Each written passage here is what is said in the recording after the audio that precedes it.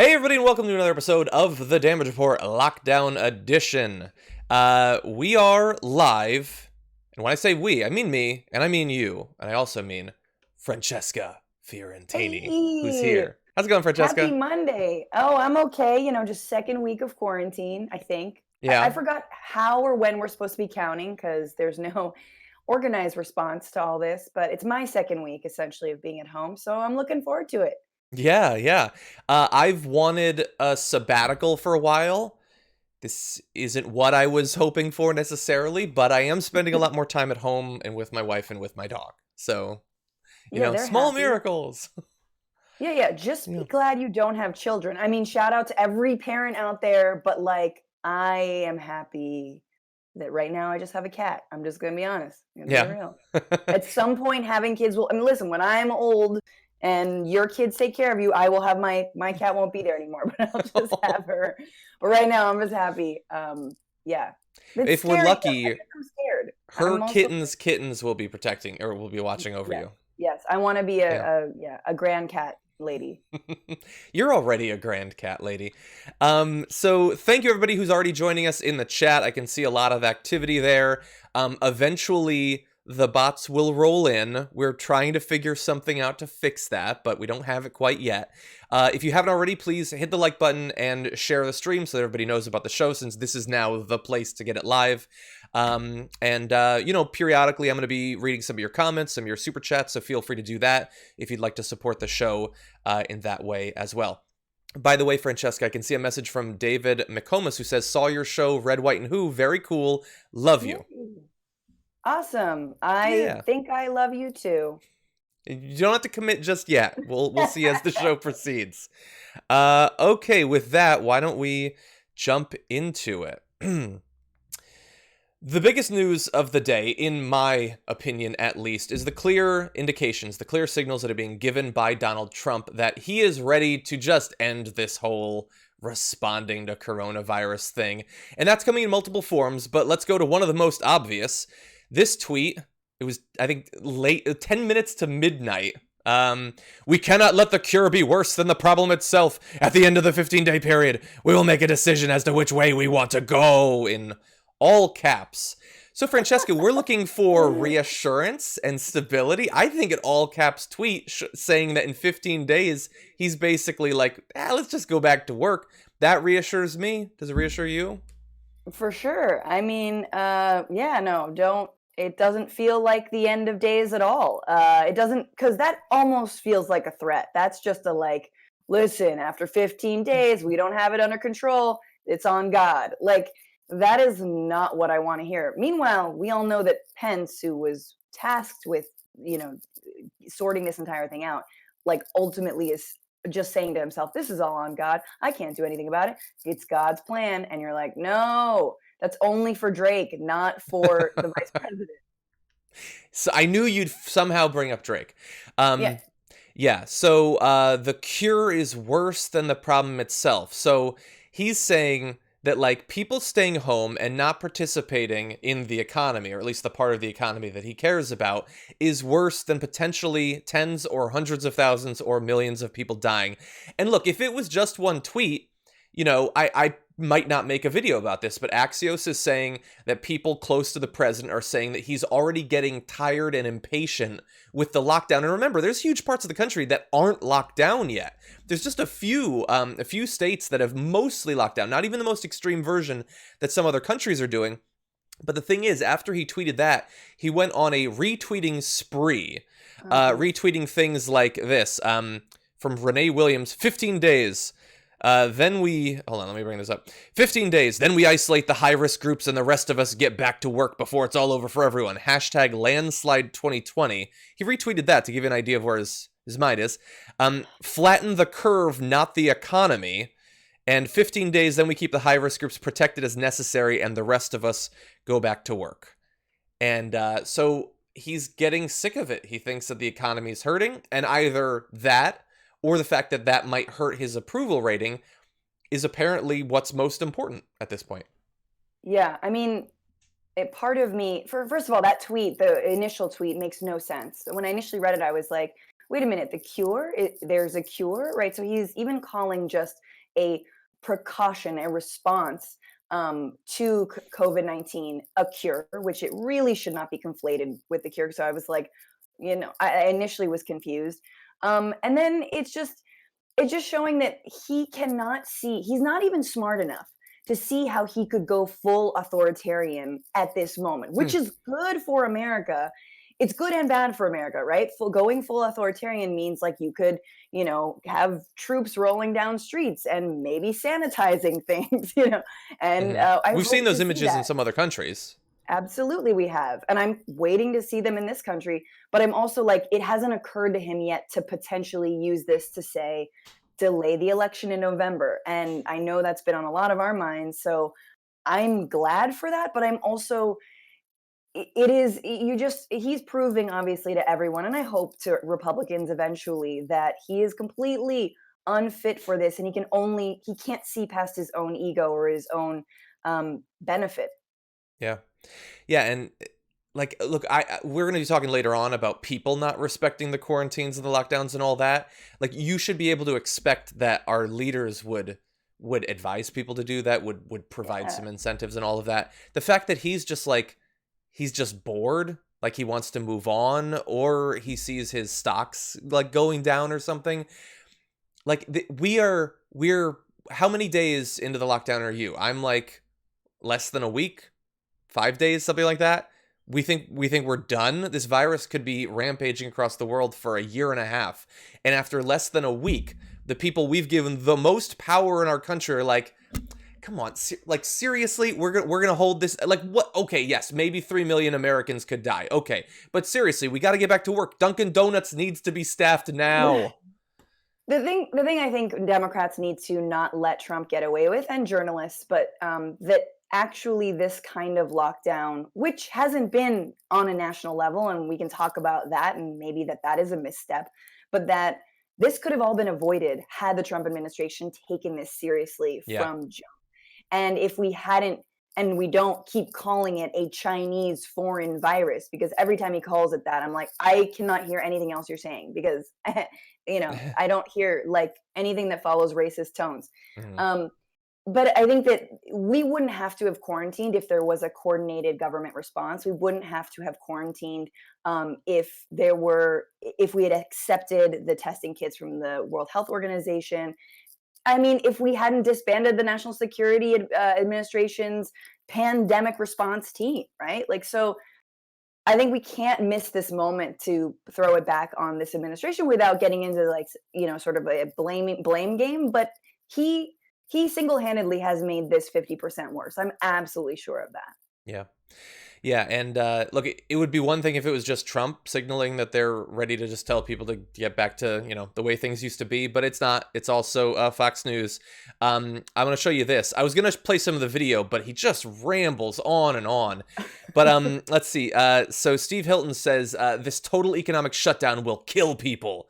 They're just whipping up fear. So they spent weeks and weeks on Fox News saying that concern about the virus at all was just fear-mongering. It was just designed to hurt Donald Trump. Then they had like a second where they were like, oh my God, people are starting to die. And we've been telling them this isn't a serious thing. We need to protect ourselves. Sean Hannity even like reached out to Cuomo and was like, I want to help spread your message for you. And now they've transitioned right back into, it's a hoax. Okay, it's a waste of time, but it's the thing that we're doing to stop people from dying. And it's just designed to hurt the economy again. It's just designed to hurt Donald Trump. Do you really want to like sit there at home watching Netflix as the economy gets destroyed just to save your life? And today it's Steve Hilton maybe, but Yes, will I it be wanna Sean watch Hannity? Netflix save my life. If someone, I mean, this Too. is like, let's put this into perspective of all the things that we could be required to do, sitting our butts in our couches and just watching endless streaming services. Like, there are worse things that we could do to try and save humanity. I agree. This is all I've ever wanted, aside from the I pandemic. know. You've been bent. Yeah. So, look, I'm going to be watching Fox News. Well, not literally, but I'm going to be tracking Fox News to see if they continue this. I worry that they're going to be putting even more pressure. And if they do, like Trump, like he already is leaning that direction. He could 100% say, no, we're stopping it. Maybe the states could still have leeway to do it themselves, But who knows? If he feels like that's hurting the economy, maybe he'll try to put some Yeah. pressure on them. I mean, I think that I guess so. There are trackers of how many people have been infected and how many people have died. And obviously, the numbers are not accurate because we don't have testing. And so there are a lot of people staying at home right now, self quarantining, who might have it, but they don't know because the hospital said there's only 4 test kits left, and they don't get one because they're not in an at-risk group, supposedly. Although that's changing every time some commentator or Trump himself says that the economy is hurting, they're basically saying that we don't care about these deaths. We don't care about your mother, your father, your cousin, your brother. We don't care. And listen, last night between like 9 and midnight at Pacific time, there were like 38 people who died in this country from COVID-19. This is serious stuff. It's increasing every single day. And without causing panic, it's like, have some respect. Yeah. Right? The minimum you could do is have respect. The maximum is to actually take action and have a coordinated plan. Yeah.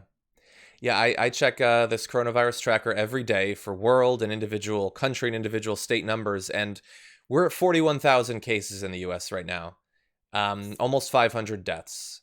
And everybody says, like our curve and Italy's curve, and every couple days I check in, and we are indeed we're actually, I would say now today at least, we're outpacing Italy in terms of infections, not in terms of deaths, but in terms of overall infections. Right. And so my prediction is it is going to become within a week a unified message from the right that, look, America's tough. It's willing to accept some deaths if that's what it takes to get the economy going. Exactly. Okay, before we transition to other news, let me respond to a few of these super chats. Haroom says, that's not nice. Your kitty cat is your child. Please don't let him hear you say that. With a cat emoji. Global Astro says, someone explain how construction is essential.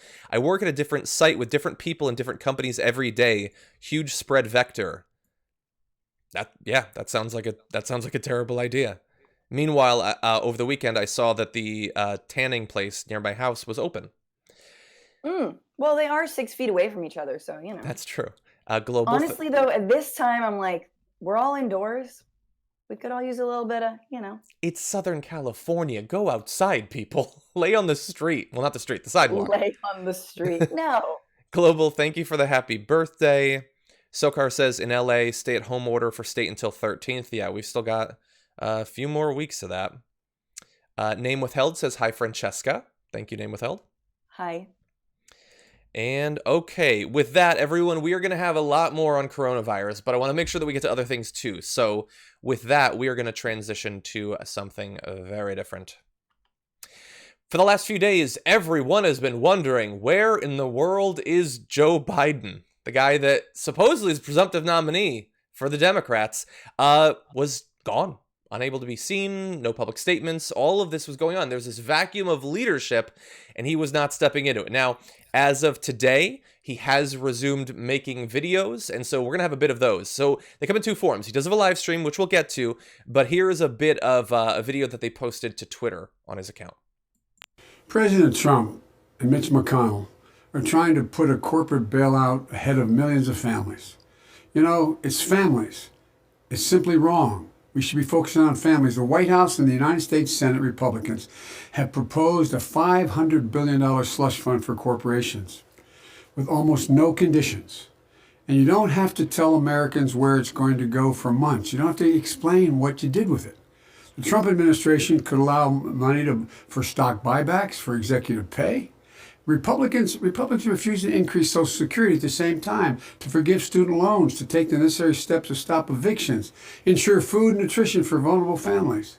Senator McConnell should immediately allow a bipartisan vote on aggressive measures to help small businesses, workers, communities, so they reflect what they need and they can get moving so we can help them now. This is a time to help families, communities, and small businesses. People trying to pay their mortgages or their rent, student loans, urgent bills. They need help. They shouldn't have to pay for a corporate handout before they get the help they need. They need the help now. So, mostly there you have him talking about one of the components of the Senate bill that's being considered, this $500 billion just fund that the Treasury Department is going to give to companies that they like, presumably. And we don't, it doesn't appear that there's going to be much limitation on what they do with that money, which means we know what they're going to do with that money. So Joe Biden has reappeared. He seemed to me to be fairly like low energy. He didn't seem, I know some people are saying they think he has a coronavirus. He doesn't look particularly sick there in comparison to how he's looked recently. But what do you think about him popping his head back up? I mean, I think it is way too little and way too late. And to be totally honest with you, I do hope, like, I think we need all the leadership that we can get in this time. So I do hope that he comes back regularly and sounds a lot stronger and more resolved than that. Because, and then I don't want to, play into the like, oh, he's got early onset dementia, but like, that if that is after like a week of not hearing from him and he is slurring his words and he does seem tired, he just seems, Joe Biden, his campaign is a little bit like, the dad that comes in to like sort everything out because he's like, kids, you know what I mean, like that sort of, he kind of has this like, oh, you guys, but you handle this, all right. And so everything he does is with that sort of air of like, do I have to solve this? I'm too tired to solve this. Yeah. And that doesn't instill a lot of confidence in me. And, I know the campaign was giving a lot of excuses. They were trying to set up an HD camera in his home. And I don't think any of us bought that. So you know what's HD? Your iPhone is HD, exactly. And it's probably connected to the internet. Exactly. And that's it's the thing 4K, is like, actually. Yeah. I mean, back to this sort of like, why do you want to be president moment that I think every candidate, I think anyone who's running should ask themselves that. Biden does not have a clear why I'm running sense to him. He does not connote that he actually wants to be running for president, that he knows what he's doing, that he feels confident in what he's doing, that he is prepared for the immense challenges. I mean, God, in November, if we have a continued economic recession or, God forbid, depression, like we are going to need some real leadership. Yeah. But he's got so much of the structural Democratic Party propping him up that I'm like, I mean, I guess. Yeah. Yeah. I mean, they had days and days where he couldn't record a video on his phone and have them upload it to Twitter. Like the thing we just sent, that wasn't even like a live address. Like they uploaded that and it looked heavily edited. It was off a teleprompter.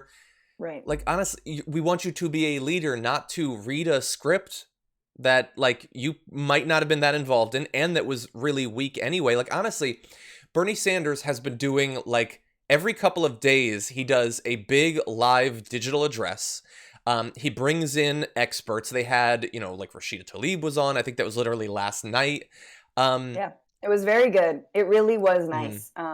There was a lot of it was off the cuff and it was just an interview. I mean, Biden could easily do that. I just want to see him a little bit off the cuff, not scripted. Like, Where's his heart at? Where is his head at? And I think Bernie is really demonstrating that he knows and can kind of just, feel things and think things, on the fly, and that like any good politician or leader.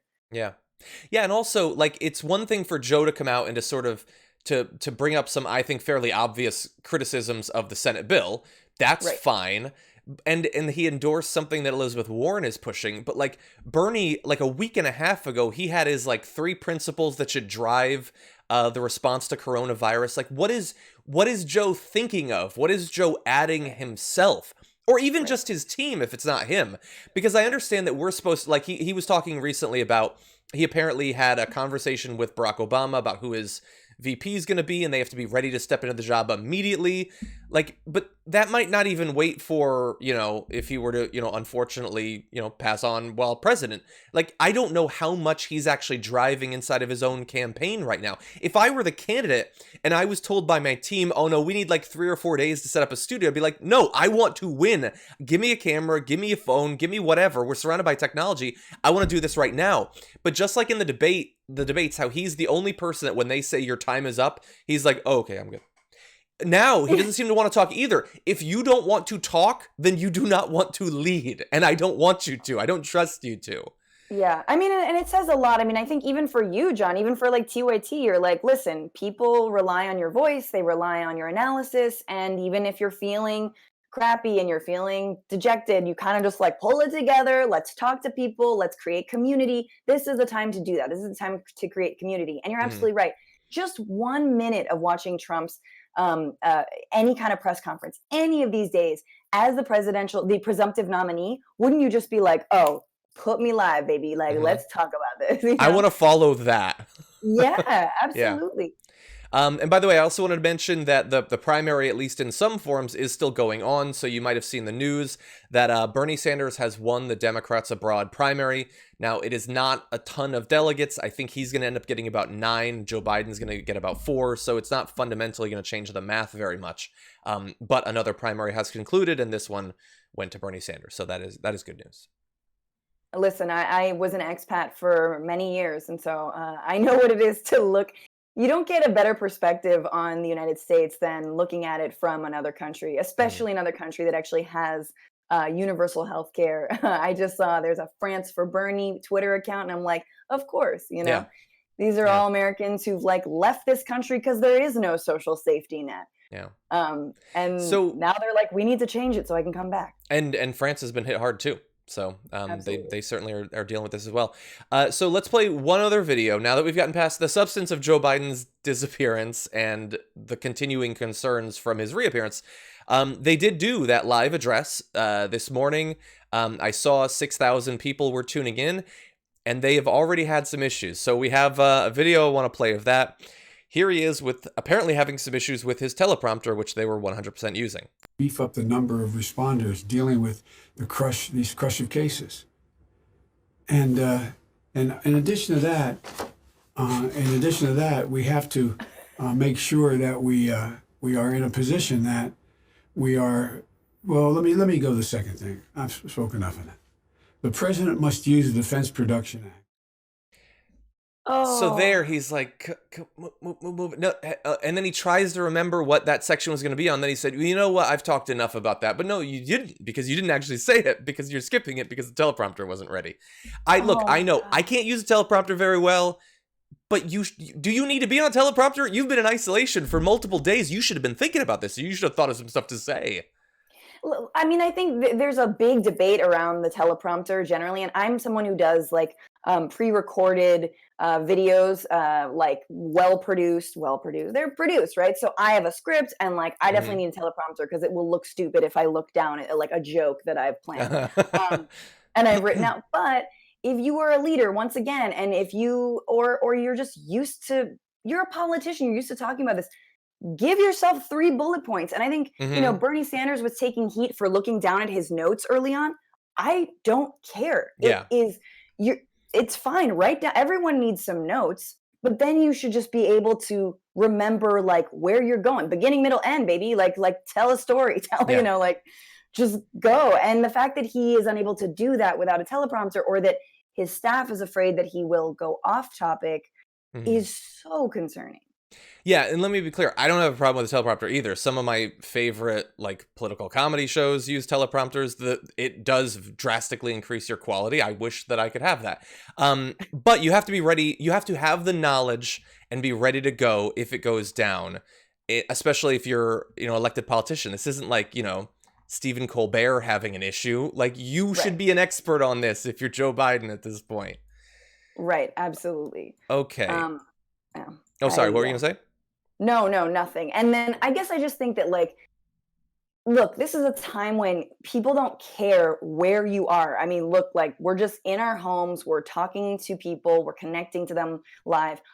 Him rolling in a lectern that says Biden with the number to text, it just rings really hollow. Like it seems even more fake, and I guess impersonal, if I can even say that in this time. Yeah, it's a little bit formal, like it's in Yeah. your rec room. Like imagine if I had these board games behind me and I'm sitting at a podium. I don't know. Like I know you want to Exactly. appear professional. I get Yes. that. I guess we're all working through it. I personally don't think you should have the podium in your house. That seems a little bit No, weird. we know who you are. You're Yeah. yeah, you're Joe Biden. Um Okay, so let me read a couple of these super chats. Thank you so much, everybody who is sending those. Especially in a time where you effectively can't make ad revenue when you talk about literally the biggest and only story in the world. We really do appreciate that. So James Partney says Biden is only running to stop Bernie. At this point, I'm not sure that he necessarily knows why he's running. Adam says, I have the biggest crush on Francesca with a big heart emoji. Thank you, Adam. Aw, thanks. Kelly Williams, keep up the great work, TYT. Thank you, Kelly. I really do appreciate that. Gordon says, good job. Thank you. Although that might have been to Joe Biden. I'm not sure. Probably not. Let's keep it real. Mecca says, stimulus package being debated live now. Thank you for that update. So, yeah, there was the vote that shut it down yesterday. It's continuing now. I saw that it was delayed for a number of potential amendments, including a Republican put in an amendment to increase funding for abstinence-only education, which is definitely one of the most important parts of this. Oh my God. Okay, with that. What? Listen, hold on. We're locked in our homes with people we love. It's a bad time to teach abstinence. Exactly. Well, some people are stuck alone. Look, I feel really lucky that I have my wife, I have my dogs. It would be rough to be alone. That's one of the reasons that we wanted to make sure that we got these shows up and running. Is a lot of people, they're either 100% cut off from people, or all of the sort of touchstones of their life, their routines, their traditions have been cut off. I want to make sure that at least if we can be one of those that continues, I want to be. Absolutely. And David Baker says, can we keep Francesca on Monday mornings? This might be my favorite co-host day, if so. Well, thank you. I love how I just appear once on a Monday, and then it's like, it's Francesca Mondays, okay? Also, it's been 20 minutes, and already like, this is a lock. Best ever. And Michael and Ian, thank you as well. There's no message, but we appreciate your help. And Calvin, yes, we are working on trying to get some help so that we can, be sustainable while covering the news. Yeah. Okay, with that, why don't we jump into other news? Donald Trump does not have a formal doctorate, but he is in a position where he's giving people, regular people, you and I, but also doctors and authorities, medical advice. And lately, his big thing has been chloroquine. He's a big fan of it. He wants it rolled out as soon as possible, and he's not listening to these doctors that are trying to pump the brakes a little bit. So here's a little bit of him talking about why he thinks we should be using it immediately and not waiting for tests on people with coronavirus to find out if it actually helps. Good morning. We sent a lot of the medicine. We don't have to go into it again, but we sent a lot of the medicine to Governor Cuomo. I believe they already have it. And they have some very capable people. We spoke to Dr. Zucker, who is his primary representative on this. And we spoke to the governor himself. And I think he's excited about it like I'm excited about it. Now, will it work? I think it has a really good chance. I think it's worthwhile. Why should we be testing it in a test tube for a year and a half when we have thousands of people that are very sick? They're very, very sick. And we can use it on those people and maybe make them better. And in some cases, maybe save their lives. So Governor Cuomo told me they'll be using their supply store. Okay, so there he says, I think it has a very good chance of working out, which I'm sure is based on his reading all of the journal articles about it and all of that, and not just he thinks it's a Hail Mary that either could work or could make you feel a little bit better for a few weeks. I'm not saying the medicine, I'm saying the news that something might be out there. He loves branding, he loves rolling out new products. Yes. And so he's saying, don't test it for 18 months in a test tube, which is not what anyone is proposing. They're saying, let's do tests on people and observe the results before rolling it out when Trump didn't know what it was a week ago. And maybe it'll help, maybe, but not necessarily. Anyway, so I want to give... sorry. No, Go ahead. What are your thoughts? No, I just think that, once again, unfit. This is a nightmare in which, the nightmares where, you're driving in a car, but you're in the back seat and you can't reach the wheel. It's exactly like that, except Donald Trump is also there. Yeah. It's bad. And, this entire thing is just, he is a commentator on our political life. He's a commentator. He is not a leader whatsoever. He doesn't even understand that he's actually a leader. And Yeah. I don't know whether like his supporters even watch these press conferences. Like, I don't imagine they do. I think his supporters Really? are just, I think they are signed up for his ideology of xenophobia and strongman BS. And I don't see how you could watch that and be like, oh yeah, I've total confidence. Maybe it will, maybe it won't. Love it. Who Like, knows? I love just that sort of open-ended direction when it comes to pandemics. Just like, give me options. And also, he doesn't appear to understand that, like, medicine isn't just it cures you or nothing happens. Medicine has side effects. Medicine can make you sick. Medicine can kill you. He doesn't seem to understand that. There are doctors in the room who do. So, and they're trying to urge a little bit of caution. So Dr. Fauci, apparently the most important doctor in the country right now, Fauci was asked about the drug. Here, let me actually bring that up. Fauci was asked about the drug because the president had called it a potential game changer back on Thursday and claimed incorrectly that the FDA had already approved its use and the government would make that drug available almost immediately, which is 100% not true. Moments after the doctor had made it clear that there were anecdotal reports, but no clinical evidence that chloroquine might be effective or safe for patients with COVID-19, or could be used as a prophylaxis, as Trump had suggested, the president said, quote, "I think without seeing too much, I'm probably more of a fan of that, more than anybody." When Peter Alexander of NBC News then noted that Fauci had made it clear that there's no magic drug for coronavirus, Trump said, "I disagree. Maybe and maybe not. I will say that I am a man that comes from a very positive school when it comes to, in particular, one of these drugs, and we'll see how it works out. I'm not saying it will, but I think people may be surprised. By the way, that would be a game changer." Hashtag we're doomed. Hashtag positive school.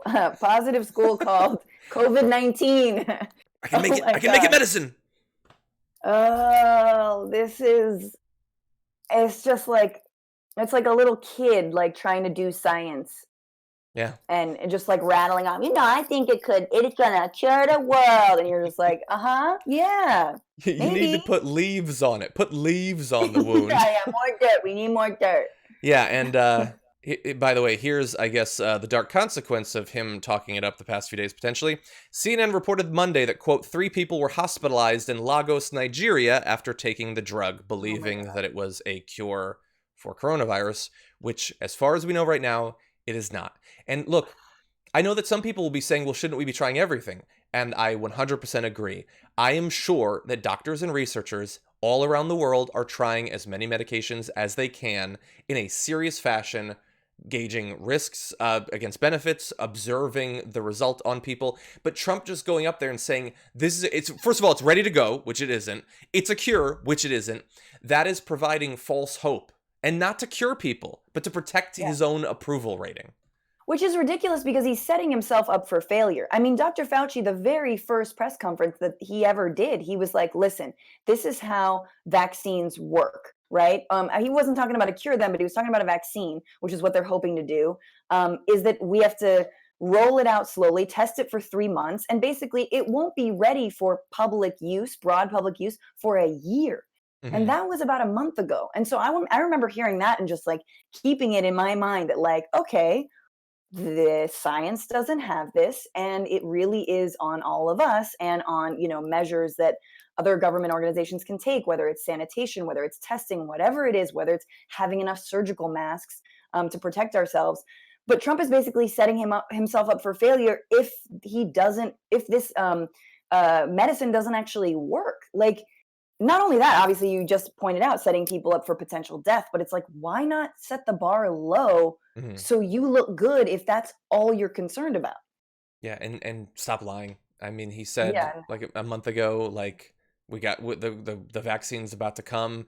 Like, just the constant we ordered these masks, so they're good. Nope, the order's going to take up to 18 months to be fulfilled. It's just the constant lying, and then the refusal of anyone who's been formally on his side to apparently accept that he has been lying for literally months about every aspect of this. But you know what? I mentioned the masks, so why don't we go to that for a moment?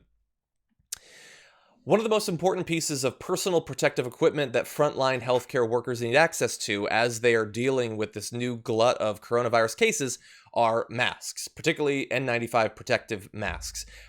Trump understands that we are currently lacking the number that we need. He is not willing, as of right now, to force companies to produce more or to purchase them in bulk and send them out in the short term. But he does have advice for nurses who are worried about the lack of masks. They're throwing away the mask right away. They're throwing away, and when you hear 55 million masks were ordered, I'm saying 55 million. How could it possibly be such a number? And I said, why aren't we sanitizing masks? You know, you look at the masks. I've looked at all the different masks. Some don't lend themselves to doing that, I think, but many do. And I said, why aren't we have very good liquids for doing this, sanitizing the masks, and that's something they're starting to do more and more. Is that something they're starting to do more and more, and is that good advice from the president? So I would love to invite President Trump to come tour my hospital with me and see what my coworkers are doing at the recommendation of the CDC. We are reusing procedural masks, N95s, and face shields for as long as we possibly can in order to preserve them. We are wiping down the face shields with bleach wipes, but it's really impossible to sterilize the N95s or the procedural masks at this point. There's no liquids that could do that without destroying the fabric and their protective ability. So he says we should be sanitizing the mask and reusing them. We have very good liquids for doing that. And he says more and more people are doing that. This is another one of those things where he wants the thing to be true. So he just states that it's true. But the doctor says, no, we can't do that. Not if we want the masks to actually be worth a damn, to actually protect us. Right. No, I mean, and sadly, you know, nurses and doctors know they're already doing that. They have to reuse their masks because there aren't enough. A lot of hospital supplies I've been hearing from nurses friends of mine that like they are under lock and like they're under security. Like there are security guards guarding the masks because people are stealing them. And it's like, I don't really blame anyone in that situation. Obviously, like it is really scary. Everyone wants a mask, but like obviously we nurses and doctors and medical professionals need them first.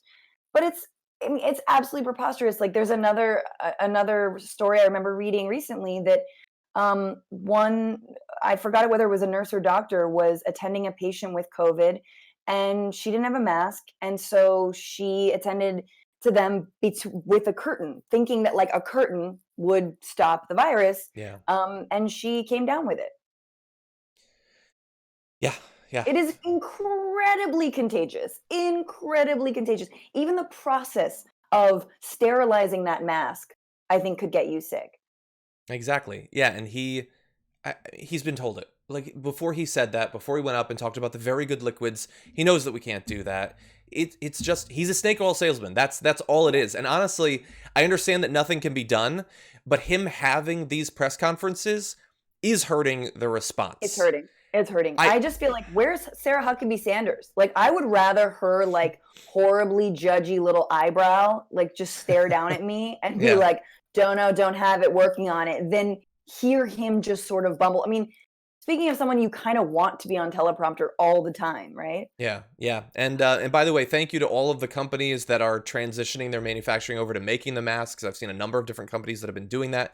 It's still going to be a logistical nightmare to get it to all of the hospitals that need it. Like you can pump out, 1 million masks, and then what do you do with them? How do you get them to everyone? But we need that. And like I saw that like Tito's Vodka is transitioning their manufacturing to making hand sanitizer, which is great because, as many of you I'm sure have noticed, you still can't get it online. So no, and I've been wondering, I have a bunch of aloe, and I was like, wait, but I don't have any more alcohol, but I have alcohol. So I'm like, does tequila sterilize?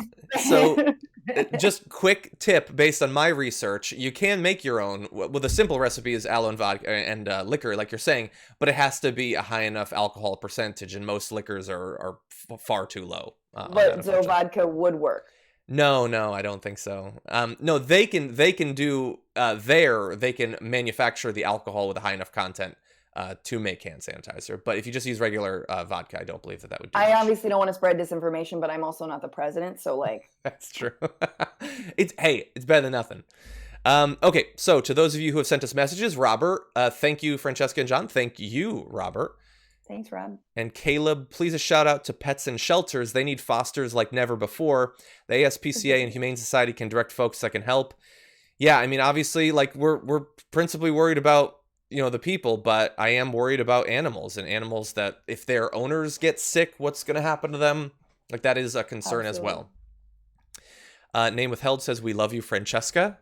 You're getting a lot of love from the super chats. Thank you. Yeah. Thanks. Monday, people are feeling Monday and people don't have to go to work. That's like the one mini silver lining of all this. Steve Snyder says, John's puppy eyes are so brown they look black in this nice lighting. Send Franny some lamps, Johnny Pie.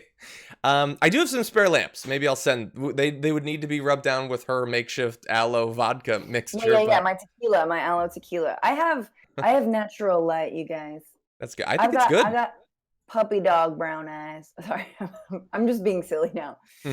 And Derek is very, very thankful that you're on the stream as well. Yay. Okay, so with that, why don't we start to transition to some more little news tidbits around the coronavirus? Okay. So it has happened. A number of government officials have now either contracted coronavirus or are in isolation over it. News broke this morning that Amy Klobuchar's husband has tested positive for coronavirus, but a number of senators as well are now self-quarantining. Mike Lee and Mitt Romney are self-quarantining after close interactions with Rand Paul, who apparently tested positive for it. Cory Gardner and Rick Scott are also self-quarantining after a potential exposure. And so on Rand Paul, by the way, he was criticized because while waiting for his results, he apparently went to the gym, the Senate gym, and went swimming, and then only afterward found out, he tested positive for it. And I saw that Kirsten Sinema attacked him on Twitter, saying how recklessly, callously indifferent to other people, your other coworkers, could you be to do that? And so potentially he might have left germs on that workout equipment, and theoretically might have spread it to other senators. Because this is like the senators workout. First of all, I really want to see the personal gym. Yeah, I want to see the congressional gym. I do want to see what it looks like. You could probably find some photos on Paul Ryan's Instagram back in the day. Oh, right. Yeah, it's all there's a little photo booth corner in the gym just in case anyone wants to look like a tool. But that's so awful. I mean, listen, I don't. There's a limited number of things we can say about Rand Paul contracting COVID, but I will just say that after all of his BS grandstanding around all the amendments that he wanted to pass, before there was any relief that people should have to submit their social security card, so essentially, calling out the 11 million undocumented people in this country who many of them probably have the virus. And yes, the virus is not as racist as Republicans are and will infect everybody.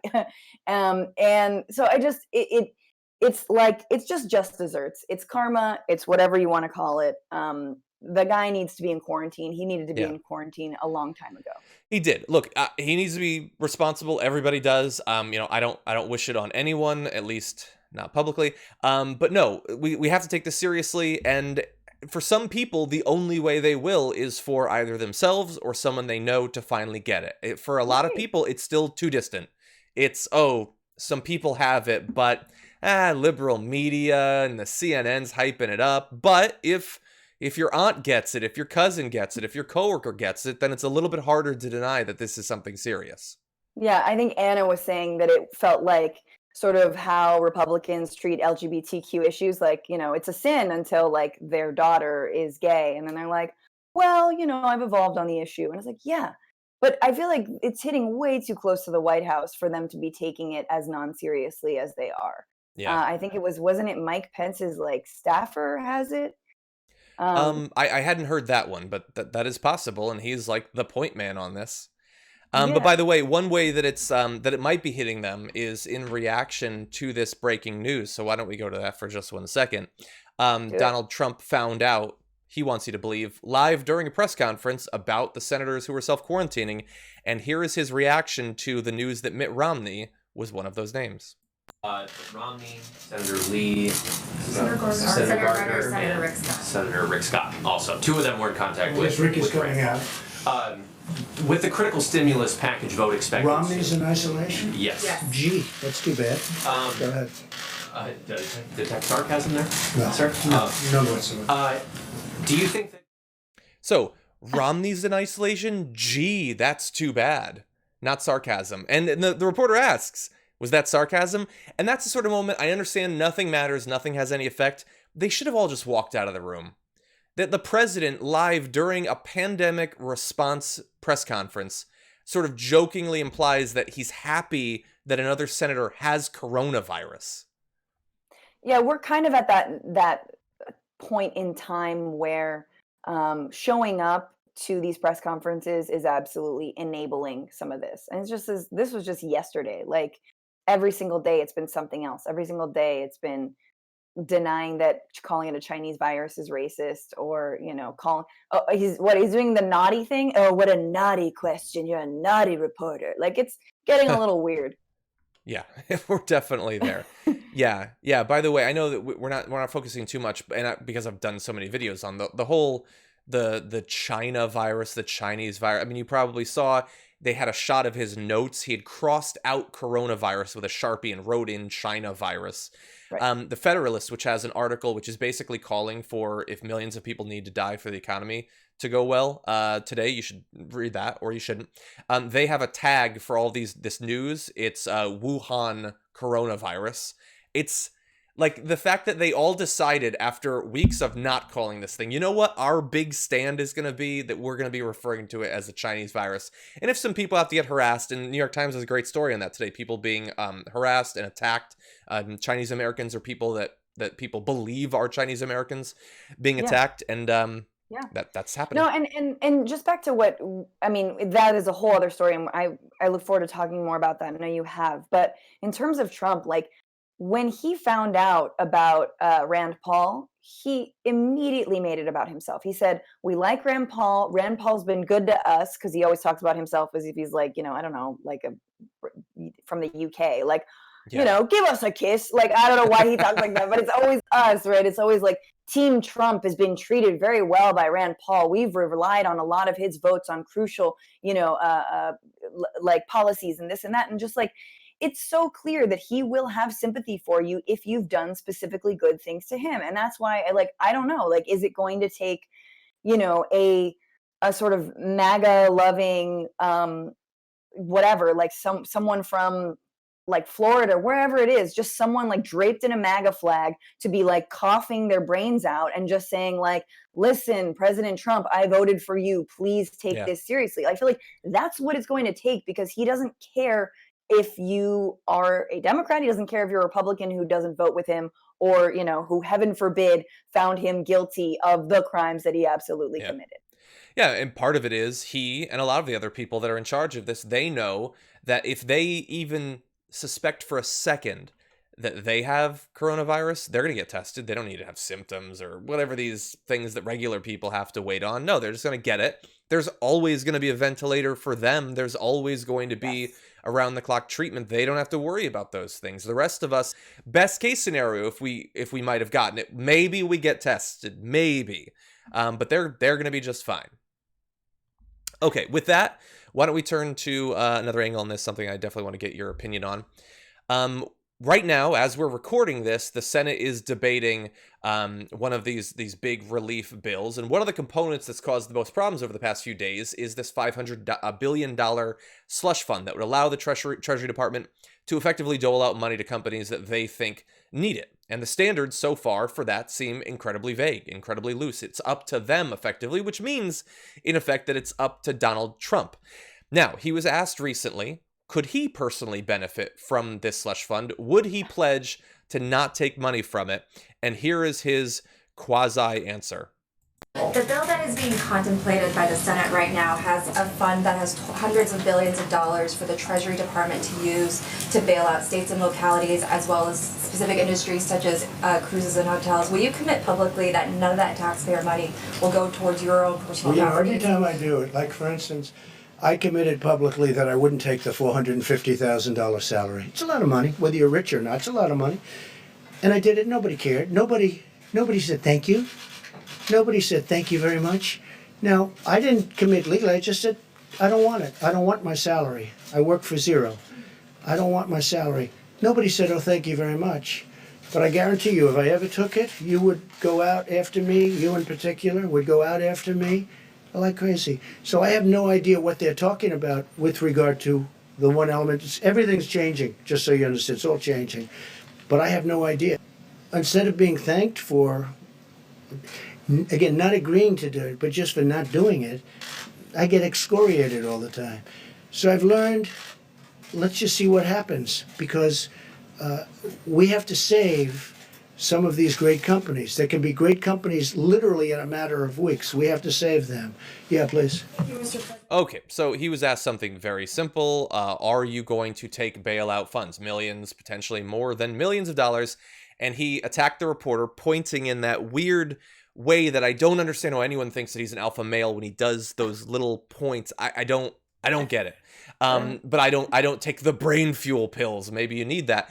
And saying when I gave up my salary, nobody says thank you. Nobody says thank you very much, because it's not a gesture that you're doing. Okay, we don't want you to corruptly take millions or billions of dollars. We don't need to thank you for not breaking the law, or in this case, it might be according to the law. But he's not supposed to be doing any of that as president. No, man, we all know you're violating the emoluments clause, everything. We know you and your family have been getting rich on your presidency this entire time, and we just don't have the ability to stop you. Like, that's been clear. So, like, save us, please. I mean, I have no doubt. I mean, we know Jared Kushner was part of the response team, and I have no doubt that so much of what he's done is thinking not only how to save face in terms of looking at this only as a PR issue, but also how to make money. And if we think for a second that the Trump administration and private healthcare insurance companies, or airlines, or any Wall Street trading companies, banks, if they're not looking at how to make themselves rich off COVID-19, we're being very naive. Yeah. They're absolutely doing that behind the scenes, and we have to make sure that they don't. I mean, this is the whole thing. Like, how do you think bailouts work? Who do you think is hurting the most? Do Yeah. you think that McDonald's is actually hurting? Do you think Boeing is actually hurting? Right? I mean, if they lose whatever, like if they lose 3 weeks of pay, that's nothing. Mhm. If a McDonald's worker loses 3 weeks of pay, that's whether they're homeless or not. Yeah, that could be it. Yeah. Yeah, and Boeing wants you to believe that they're one Bezos fortune in need of bailout, basically, which seems absolutely absurd. Speaking of Bezos is looking into buying supermarkets in New York City, looking into buying Fairway supermarkets. If you're in New York, you know what that is. And this is the same guy who is refusing to give paid sick leave to all employees, only people who have gotten COVID. He says that, okay, Amazon workers can take 2 weeks paid off. Mhm. This is proving, I think, what a presidential candidate that we will not see covered in the mainstream news has always been saying, is that and it's at a certain degree you're like, listen, billionaires aren't that bad. No, Mm. they are. They are looking at this moment and they're licking their chops and looking at how they can make even more money. Yeah. Within reason, right? Legally, they're like, oh, price gouging, but they're absolutely going to try and make money off of this. Yeah, Wall Street is going to find a way to make untold money. And by the way, one thing that's scary in terms of like my faith that we're going to keep a check on corruption in this time, the whole story about Loeffler and Burr and the others. Yes. I don't see that like front page news that multiple senators might have made a killing, so to speak, in the run up to our response to coronavirus. That seems like Loeffler's just tweeting about other stuff. She's moved on to regular business. She seems like she's going to be just fine. And that's sort of how that's why we all need to really like step back and like just separate the economy with a capital E that involves stocks and Wall Street and all that, and people right? And yes, there are retirement funds invested in the stock market. I understand that. But it is a racket. It is a game played by a very small percentage of Americans, but that has impacts for all Americans. Well, maybe that is not the way we should be structuring our economy. Maybe it is actually time to transition away from giving Wall Street that much power, because they shouldn't have that much power, right? And when it comes to everyone else, like, you got stock? I don't got stock. You know what I mean? Like, Mhm. I don't know how many bartenders do you know have like tons of Google stock, right? Yeah. Like, it's not common. So like, how many teachers do you know are really heavily invested in whatever, Amazon? Like, Yeah. no, you help people out from the ground up, and that's how you make communities and people safer. Exactly. And probably in this situation also save lives. Like, you're protecting them economically, Yes, you're also protecting their health. Um, absolutely. so in a second, we're going to transition to just something that's kind of funny, and I want to get Francesca's response. But Jim Giddings, thank you for your super chat. Jay, thank you. That's an adorable little emoji you put there. Oh my gosh. Let's see. I'm trying to make sure that I don't I can miss see any. you scroll when I speak, John. It's very disrespectful. I'm just trying to make sure that, because there's a limit to how far the queue will hold. Stuff can drop off, and I Okay. don't want to miss it. Wait, how many viewers do we have? I can't see. Right now there's over 5,900 live viewers, according to this anyway.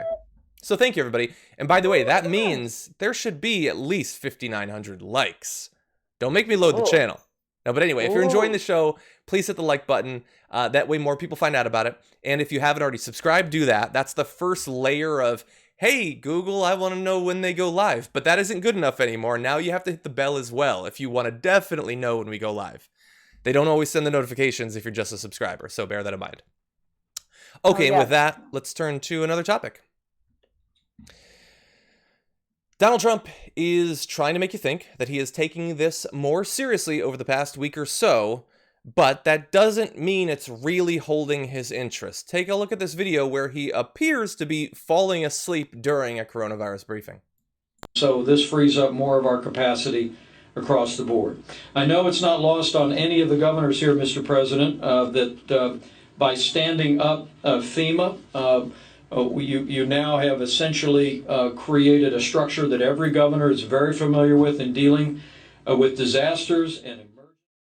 Okay, so I get that Mike Pence is not necessarily the most exciting speaker in the world, but he definitely looked like he was having a bit of the midday post-Filet-O-Fish nappiness. Oh, yeah. Just when the fillet of fish takes all your nutrients from the rest of your body, because that's how it works. It is actually really? a sponge. It is a It's sponge. diabolical.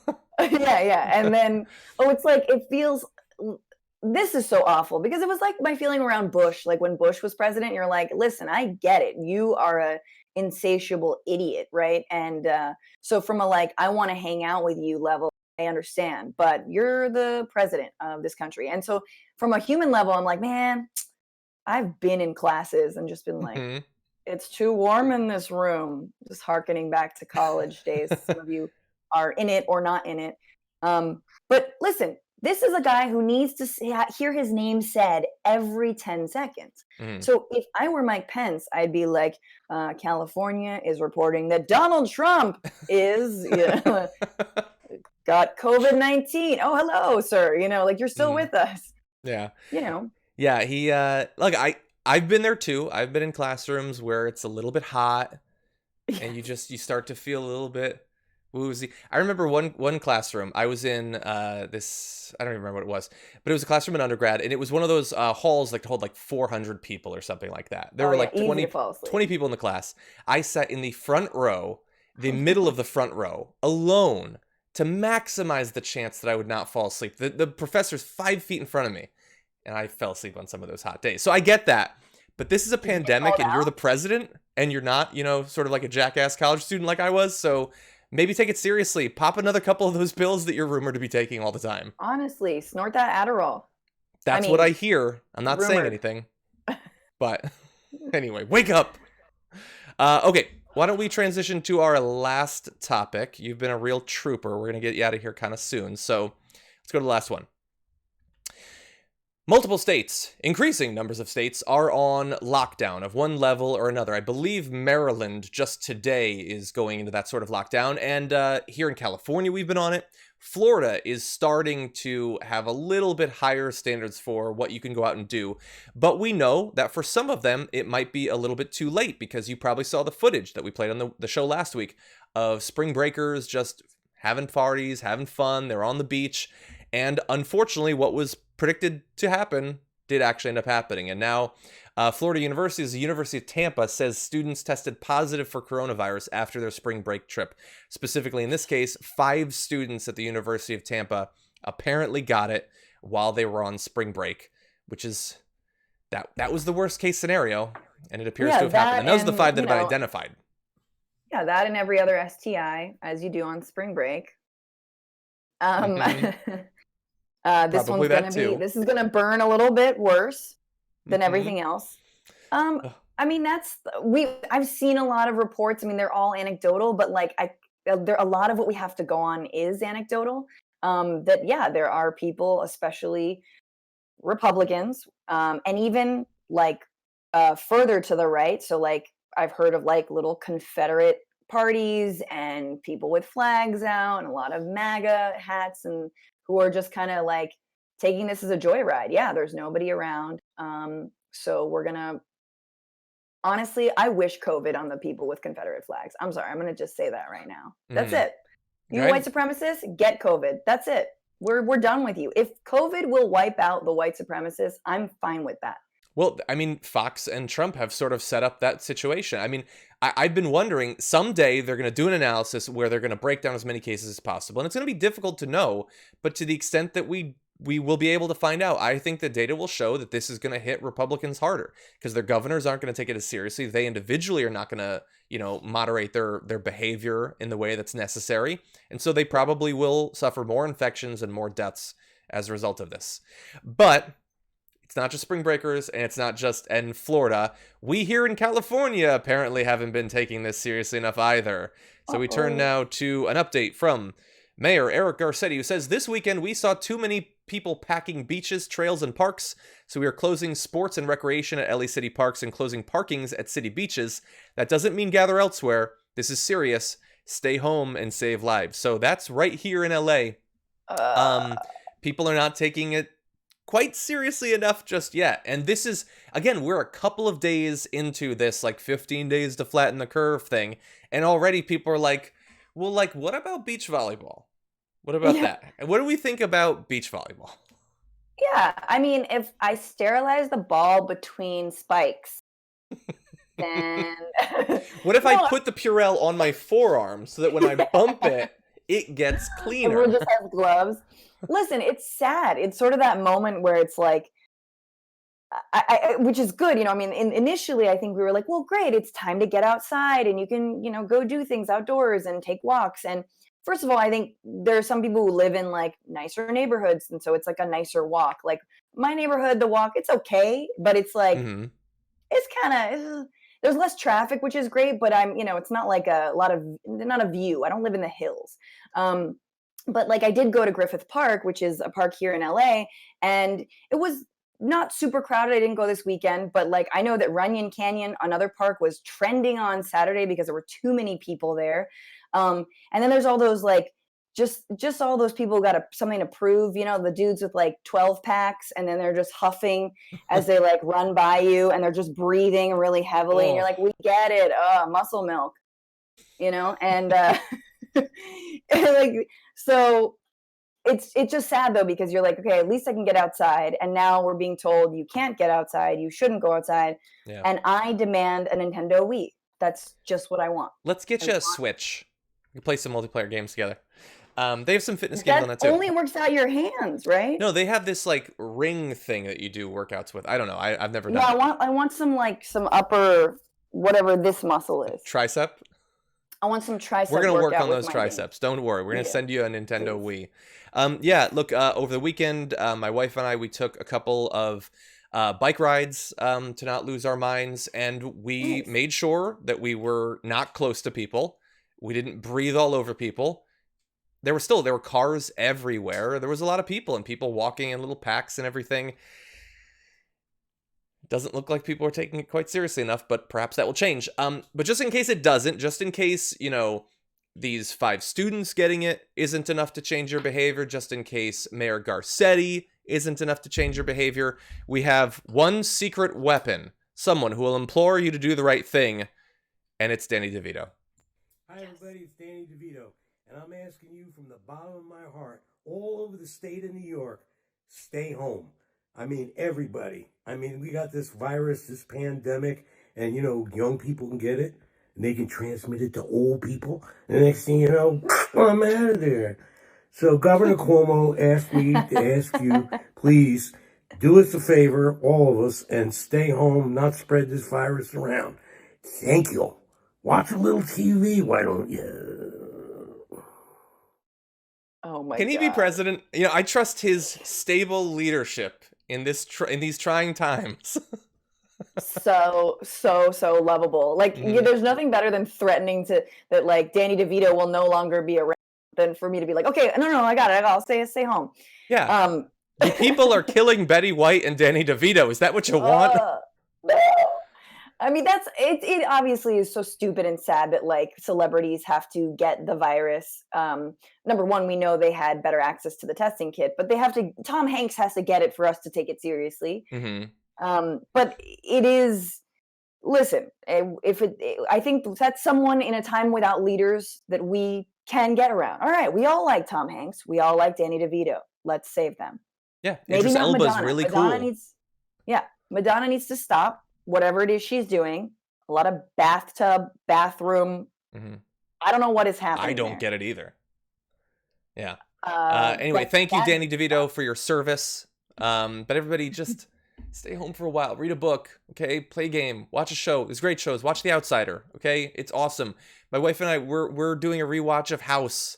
Just do something like that, okay? I'm watching Narcos. Narcos is so good. And then I imagine that I'm on house arrest because I'm a big narco.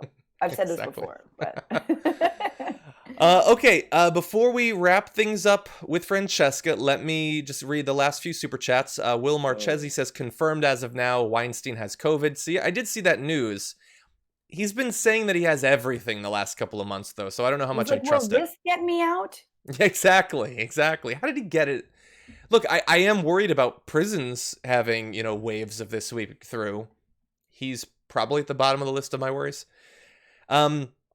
Brenticorn says, while I love the old studio and everything, I love that you can read comments as the show goes. Can that be incorporated in the show even after this?